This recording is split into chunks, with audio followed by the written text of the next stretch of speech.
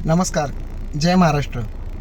गेल्या 2 दिवसापासून समाज माध्यमावरती एक उत्तर भारतीय विकास सेनेच्या भैयाचा व्हिडिओ प्रसारित होत आहे आणि तो महाराष्ट्र राज्याचे परिवहन मंत्री प्रतापजी सरनाईक यांना मराठी रिक्षा टॅक्सी चालकांना अनिवार्य केल्याच्या विरोधात आव्हान देत आहे की मी महाराष्ट्रात राहणार, महाराष्ट्रात कमावणार, महाराष्ट्रात खाणार, पण मराठीत बोलणार नाही. सर्वप्रथम एक गोष्ट आम्ही स्पष्ट करू इच्छितो की आम्ही कोणत्याही भाषेचा किंवा भाषकांचा द्वेष करत नाही. आमचा विरोध आहे तो या मानसिकतेला की जो वर्षानुवर्षे महाराष्ट्रात राहून महाराष्ट्राच्या मातृभाषेला आणि स्थानिक भाषेला कमी लेखतात. महाराष्ट्राची अधिकृत राज्यभाषा मराठी आहे आणि या मराठी एक भाषिक मुंबईसह संयुक्त महाराष्ट्रासाठी 107 हुतात्मे झाले आहेत. मुंबई आणि महाराष्ट्रातील मोठा ग्राहक वर्ग हा मराठी भाषिक असल्यामुळे केवळ ग्राहकाला त्याच्या भाषेत सेवा उपलब्ध करून देणे ही सामाजिक जबाबदारीच नसून संबंधित नियम हा कायद्याच्या चौकटीत येणारी बाब आहे. आणि सर्वात गमतीची गोष्ट म्हणजे यांच्या पक्षाचे नाव उत्तर भारतीय विकास सेना. ज्या व्यक्तींना आपल्या स्वतःच्या राज्याचा विकास करता आला नाही ते महाराष्ट्रात स्वतःचा आणि राज्याचा विकास करायला आले आहेत आणि वारंवार महाराष्ट्रातील नागरिकांना, प्रशासनाला धमक्या देत आहेत की जर आम्ही महाराष्ट्रातून निघून गेलो तर महाराष्ट्र बंद पडेल म्हणून.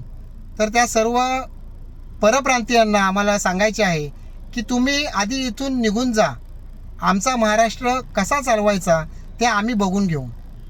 स्वतःच्या राज्यात जाऊन स्वतःच्या राज्यकर्त्यांना राज्याच्या विकासाबाबत जाब विचारा.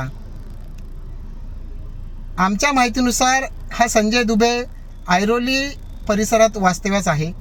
त्यामुळे आजच आम्ही रबाळे पोलीस ठाण्याचे वरिष्ठ पोलीस निरीक्षक यांची भेट घेण्यासाठी गेलो होतो. त्यांना आम्ही या संजय दुबेवरती प्रांतिक आणि भाषिक वाद निर्माण केल्याप्रकरणी गुन्हा दाखल करण्याची विनंती निवेदन देऊन केलेली आहे. पोलिसांनीही आम्हाला सहकार्याच्या भूमिकेत आम्हीसुद्धा त्याचा तपास करत आहोत. तपास झाल्यावरती कायद्याच्या चौकटीत येईल त्याप्रमाणे आम्ही कारवाई करू असे आश्वासन आम्हाला त्यांनी दिलेलं आहे. मराठी एकीकरण समिती संघटना ही कायद्याच्या चौकटीत काम करणारी संघटना आहे. आमचा लढा कोणत्याही भाषेविरुद्ध किंवा कोणत्याही समाजाविरुद्ध नाही आहे. तर आमचा लढा हा महाराष्ट्राच्या भूमीत मराठी भाषेला तिचा योग्य सन्मान आणि स्थान मिळवून देण्यासाठी आहे. महाराष्ट्रात कमवा, राहा, व्यवसाय करा, परंतु महाराष्ट्राच्या भाषेचा आणि संस्कृतीचा सन्मान करा ही एकच मराठी एकीकरण समितीची भूमिका आहे.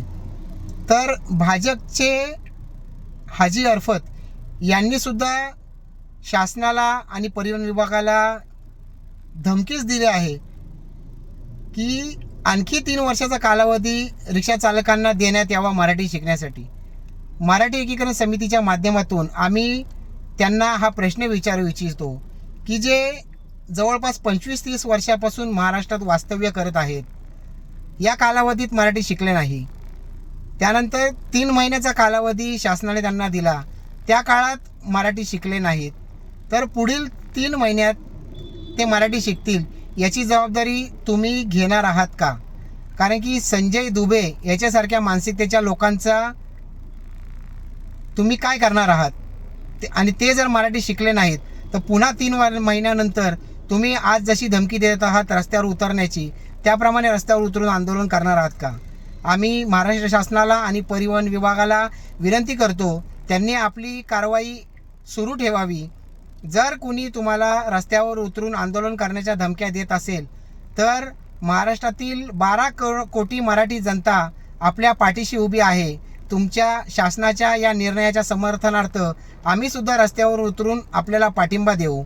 त्यामुळे आम्ही पोलीस प्रशासनाकडे स्पष्टपणे मागणी करत आहोत की या संजय दुबेवरती भाषिक आणि प्रांतिक वाद निर्माण केल्याप्रकरणी 153 अंतर्गत गुन्हा दाखल करावा आणि त्याचा शोध घ्यावा.